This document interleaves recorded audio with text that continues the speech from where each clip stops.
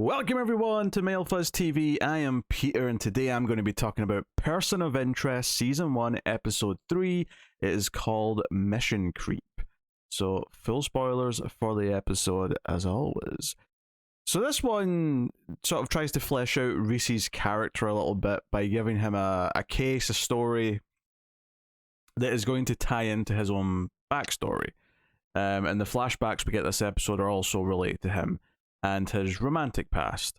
And the characters that we get introduced to in this episode as part of the main mission, the main plot, there's someone that's, younger than him, but someone he sympathizes with, someone he ultimately tries to help not make some of the same mistakes that he did. Even though the story's not one-to-one, of course, that's very much the core of the episode. Like, when it comes to shows like this, the first question you always have to ask is, like, what does the story say about our main characters, rather than what the story is on its own?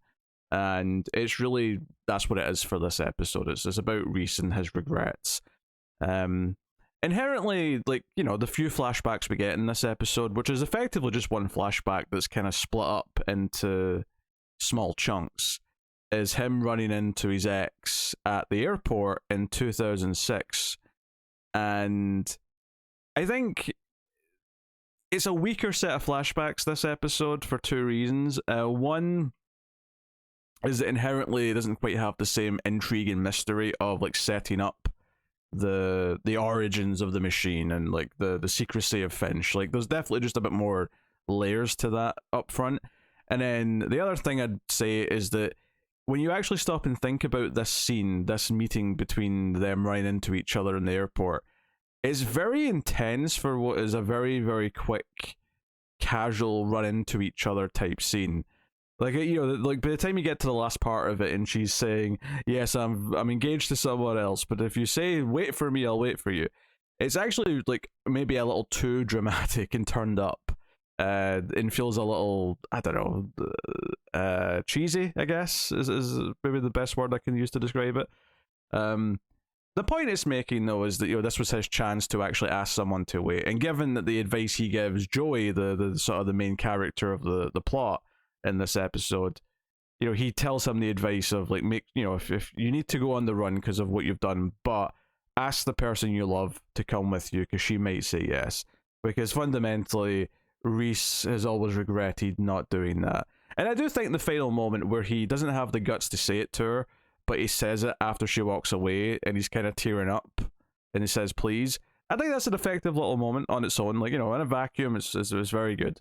It's just that the scene as a whole just feels a little bit more cheesy, and especially when you stop and think about, like, it feels longer because it's split up into the three sections, but it's actually a really quick, like, 60-second meeting between the two characters when you actually stop and think about it. But I think that was the main kind of heart to the episode of this. Obviously, we spend time getting to know Joey. It does kind of that same thing as the first episode, although it doesn't draw out as much, where there's, like, a twist as to what the thing is, and that's going to be a thing in a lot of these episodes, I think, to some extent. But he gets this guy's name, he's following Joey, he seems quite boring, he's not really doing anything spectacular.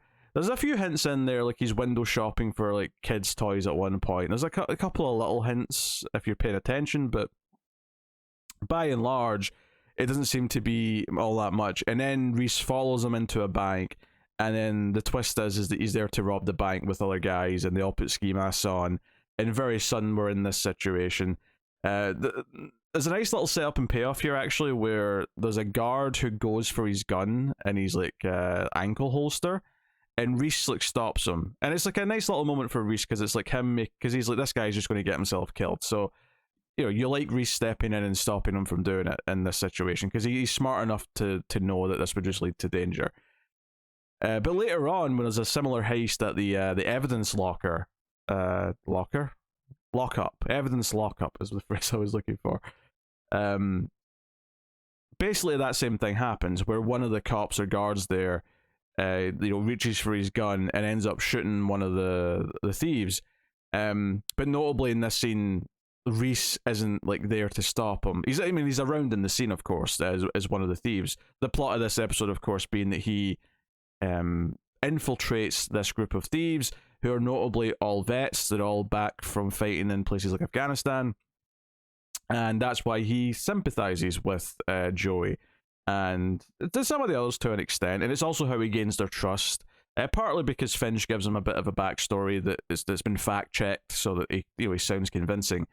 But he does have those experiences, so he's able to kind of like get in with some camaraderie, and that's very much like one of the things that the show, and it deals with something that comes up a lot when we're dealing with stories of soldiers going back home after, the most famous examples are usually Vietnam based, things like the first Blood, the first Rambo movie, things like Deer Hunter, stuff like that. But this idea that, like waiting to go home but then struggling to find a job and not necessarily finding that you've gained anything by doing what you did by fighting in a war or whatever.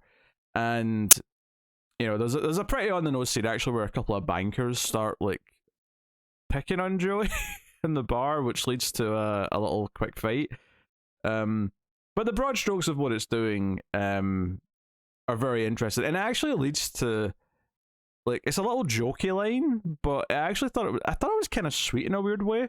Is when Finch is sort of running down some of this stuff, and it's like, oh, they've came back and they've ended up working for someone to be a gang of robbers who do armed robberies, and they go out of their way to try and not hurt anyone, but they're still doing that. And Reese, one of the first things he says to stick up for Joey is he's like, not every vet meets a reclusive billionaire. And it's a little joke moment, but I actually think it's got a little bit of a like, he's effectively just admitted that Finch has offered him something in his life that he sorely needed, and that it's given him some kind of purpose, which we've all been saying since the first episode, is that that's what he's offered him, a sense of purpose. But he's effectively just said that in a jokey way in relation to this plot, and I actually thought that was kind of a sweet moment. As was him suggesting that Finch do some exercise, and then Finch hiding the fact that he was trying to do some push-ups whilst on a call with Reese a little bit later. It's not even that far into the episode. In fact, I noticed actually that the opening credits, at the bottom of the screen, were still coming up. And I was like, wait a minute, we've had so much plot already. We've already had the twist with the bank. We've already revealed this about various things going on. I was actually in awe of how much plot we'd already went through by the time the titles had stopped appearing at the bottom of the screen. But yeah, so other things I do want to mention here. I want to talk about the fact that Finch again kind of gets involved. I thought he'd get involved a little bit early on because he's tasked by Reese to make sure one of the members of the gang are taken out of the equation, to create an opening. So we need a new guy like Reese to fill it. And he plants guns in the back of the taxi cab where one of the guys works. And I was like, oh, that's him getting involved a little bit. And I think that's interesting that we're only 3 episodes in, and between helping the girl last episode and then this episode, it feels like he's getting a lot more hands-on involved than I think I would have expected given the premise of the show. But it's kind of interesting that he is. Of course, I say that, I was having that thought during that scene, but I was like, oh, but it's not as much, because he's only just kind of there and walking away. But then, of course, he actually goes to the evidence lockup to warn Reese, because the phone comms and all that have been taken from them. He can't contact him to tell him that it's a setup. The guy running this gang basically kills them all after, like, it basically keeps like refreshing the gang by killing all the members and then getting in new people. And basically using them, and he goes down to warn him. So, there's a lot of like tense moments. There's like several robbery scenes in this where they're on a tight time limit. You've got the bank at the start, obviously, but then you've got them robbing the little sort of private casino, and then later, of course, the evidence lockup. And they're all reasonable enough scenes. And this also, of course, gets Carter on the tail. She's smart enough to recognize the military issue. Walkie-talkies, effectively, or I should say radios. They're not really walkie-talkies, but that's the first phrase that comes to mind for me. And she doesn't think that Reese is just one of the robbers like one of the other guys, one of the other cops do, but she obviously is tracking him. She's following this breadcrumb trail throughout the episode, Which does lead to a nice little scene at the end where she gets her hands on one of these radios and just takes a chance and to see if Reese is listening and talks to him a little bit. It's actually in the opening spiel when Finch is like, "You're being watched. Here's the premise of the show." There's a clip of her with the radio in that little bit. I recognized it when it popped up. But yeah, basically just what you expect, you know, like, I don't think you're that bad a guy, but I'm going to have to either, you know, I'm going to put you away or I'm going to find you dead. Like, those are the two outcomes that she predicts. And he's like, "I'll take my chances." And he's been all cool and clear-headed and all that stuff because he, you know, he's Reese. He's a cool, calm under pressure type of guy. And there's a lot of situations in this episode where he has to be calm under pressure. You know, like, the thing is, the plots are so dense in these episodes, especially so far, where, like, it's like, okay, Joey's a bank robber. Okay, he's meeting his girlfriend who he's in love with. Oh, he's meeting another woman who's got a kid. But it turns out she's not, like, a mistress, and that's not his kid, like maybe the first obvious thought you'd have. I actually, for some reason, I just got what it was. I kind of just immediately thought, oh, this is the kid of someone he knew, like, on his squad. And he's helping someone out because he feels guilty about a friend's death or something like that. I actually, for whatever reason, and I you know, I have, you know, as I mentioned in the first episode, I did watch season 1 and 2 a number of years ago, so it could just be like a little leftover nugget of memory that kind of clicked in this particular episode. But I just immediately thought that for whatever reason. But not that it's like a big deal. Like, I think the idea that Joey is not an awful character, that he is sympathetic even though he's doing what he's doing, is important for the point of this episode. It has to be someone who, yeah, he's went down a bad path, but the idea that this could easily have been Reese going down this bad path. You know, it has to be someone comparable in some way. And, you know, Reese even gets to see the happy ending that he never got. In this young guy, and it ties in. There's a nice little setup, actually. Obviously, you've got all the stuff with him and his ex and the flashbacks and all that, but there's a neat little line early on where he's talking about a lot of people signing up after 9/11, and he says that all these young guys would go over and fight, but they'd grow up real fast or they'd die. And I think that sets up that he does, you know, he's looking at Joey as this young guy, like this younger, because, and it is, you know, it was established in the flashbacks in episode 1 that he was already in that life. You know, he was already in the military, you know, he was shipping back out, and he was going to quit when 9/11 happened, and that convinced him to, or motivated him to stay on, right? But he was already in that life, so he is older. He is more of a seasoned vet, if you will. And him sort of looking at Joey and those characters and saying, oh, these kids had to grow up fast, and sort of setting that up, it kind of, you know, I think it works really nicely with that ending where he's like happy to see this kid off, with the happy ending that he never got, because he went out of his way to try and give him that. One, to make up for his own regrets, but also because he looks at these younger vets who have been hard done by and see, you know, and sympathizes with them and wants to offer his, you know, his fatherly expertise, if you will, his experience, you know, whatever way you want to phrase it. I think, you know, there's definitely some setups in the episode to sort of like see, to tell you how he's looking at these characters. And, you know, he does repeatedly try and like talk Joey out of things. And if I'm going to critique some stuff, I would maybe say that Reese almost is like Joey. Once they do their initial little like, we don't trust you, and pointing the gun at him, Joey basically trusts Reese quite quickly after that. And I do think the way Reese keeps asking questions, to me, I think sounds suspicious from the perspective of this new guy asking all these questions. I would think he was undercover cop, a lot of the questions he was asking. So I'll critique that a little bit, that, you know, Joey never, maybe Joey's just gullible and just trusts him implicitly.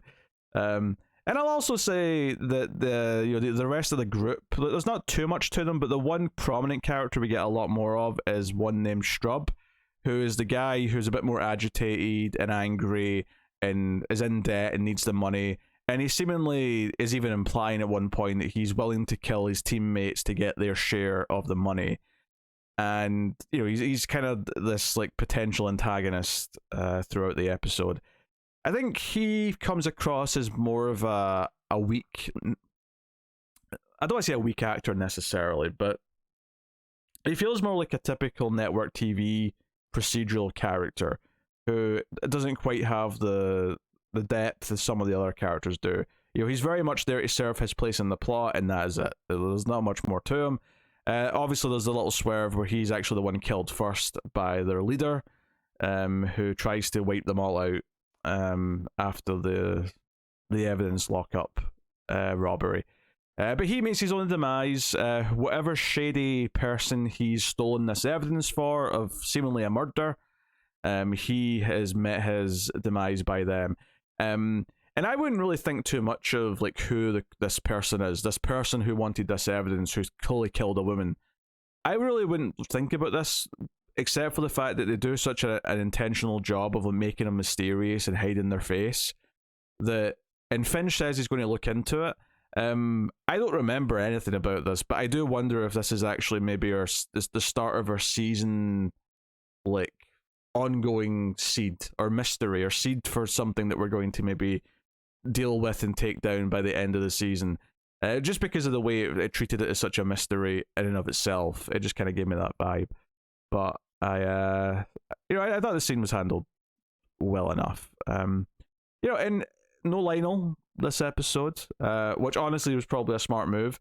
We got more Carter than we did last episode. She got to shine a little bit more, which is good. But there's so much going on, and perhaps we have more characters in the actual investigation plot than we did last time.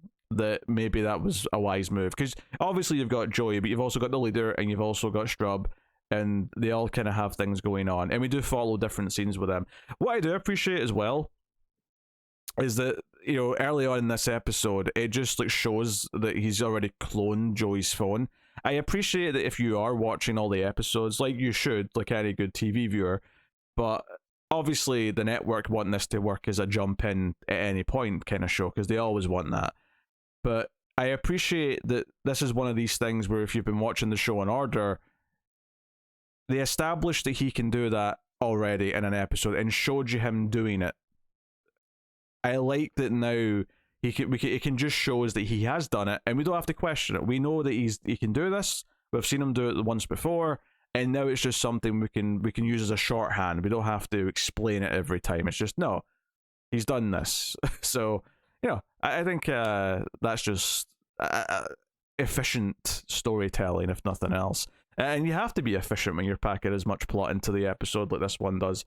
So, all good stuff. So, yeah, I mean, the key things, it fleshes out Reese's character and backstory a little bit. It makes him feel more well-rounded by showing him feel sympathy and try and help out someone with a similar enough kind of story. So it serves its purpose in that respect. I do think that the flashbacks are inherently a little less interesting, but they serve their purpose well enough.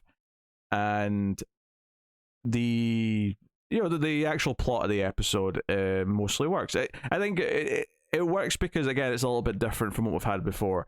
This was straight up him infiltrating people that he can blend in with in some fashion, that he can pretend to be one of, because he kind of is one of, and enough of the boxes are checked effectively. So that's a little bit different from just tailing a potential victim in the first episode, or having to find this presumably dead girl from the last episode. It's doing a good job so far of making everything feel distinct and different. So that's good. So yeah, not a whole lot in the grand themes of the show as of yet, but it's an enjoyable enough episode.